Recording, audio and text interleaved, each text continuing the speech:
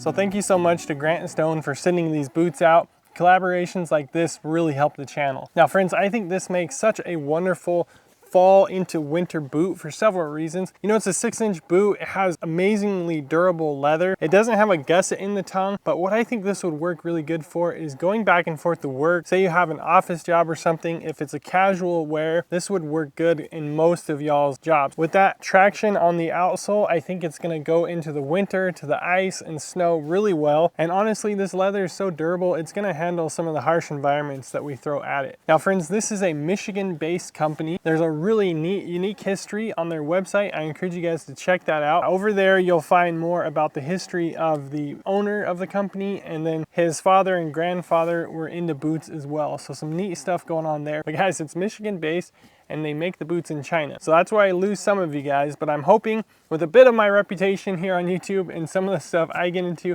hoping I can convince you guys to stick around to hear me out on why this boot made it into my closet. So of course, one of the coolest things about this boot is they offer it in just a huge line of leather. So here it is in this burgundy color.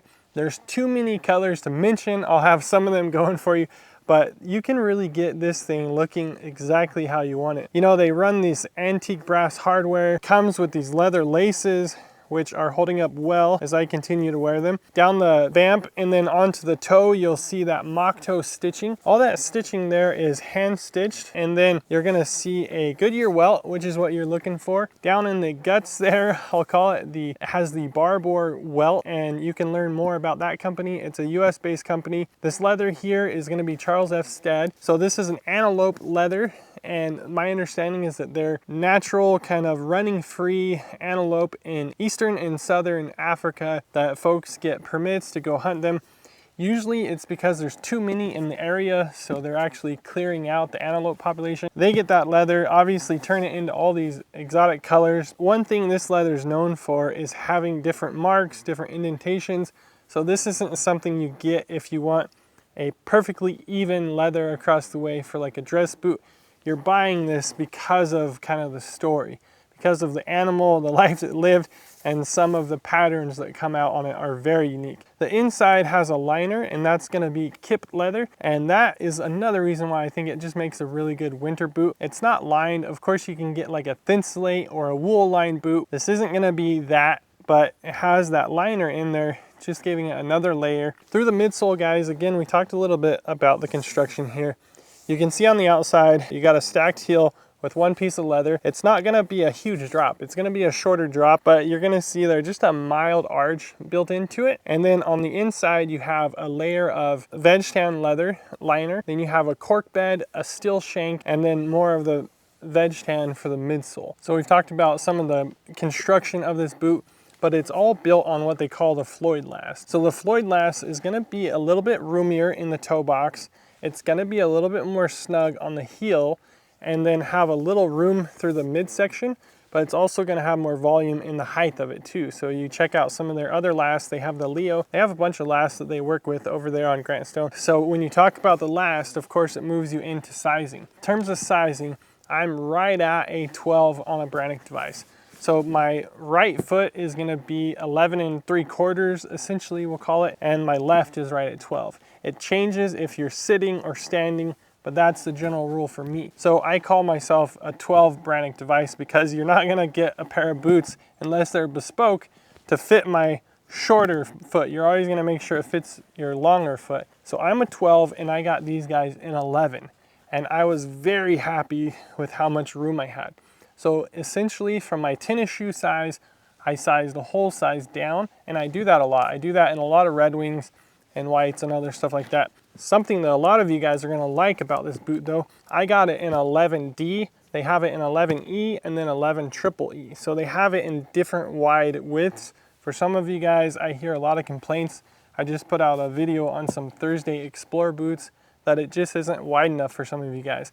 Of course, you can size up, but then as you size up, it becomes too long, even though it's wide enough for you at some point. After 28 miles, gentlemen, here's my review of the Grant Stone brass boot. It really did fulfill that perfect fall winter boot for me. You know, the break-in was nothing. I think it's so comfortable in the toe box, very roomy, both in the width and the height, that it just made it enjoyable to wear. It does grab your heel, and then the neck, the throat of the boot still gives you some support. It's a pretty mild arch, but it's enough in there that it's how I like my boots to feel. I've wore a lot of flat foot shoes and boots at this point, and those don't really do it for me. In fact, my foot starts aching. So this was a really comfortable boot. Everything's holding up. I'm not finding any loose stitching. All the hardware is doing good, and even the leather laces are spot on. Now, the only thing that I really ran into with the break-in was I talked about during the build quality and the construction, has a leather heel counter on the inside. That thing is very rigid and it offers a lot of support, which is what you're looking for. On a really long walk, I think it was over 3 miles, I did find that on my right foot and not the left, it was digging into my ankle bone a little bit. I did several walks after that and it seems to have gone away. Now that's something that you're gonna face with breaking in boots, but honestly, that's not bad for the whole overall boot. Be sure to ask any questions you might have in the comments section. That's always a wealth of information you can find down there. I'll definitely be doing a cleaning and conditioning video on these boots, a 1-year review. And friends, we have a lot of great stuff coming out on the channel. So be sure, if you like this kind of stuff, to consider subscribing and sticking back for more videos. Gentlemen, that's gonna do it for now. So until the next video, God bless. And hey, don't forget to give your boots some love from time to time. If you like this one, we got a bunch of content just like this. Check out the channel. We have everything in playlists, anything from more men's boots to menswear. Check back often. We got a bunch of great stuff coming up on the channel. Till the next one, God bless, and we'll catch you then.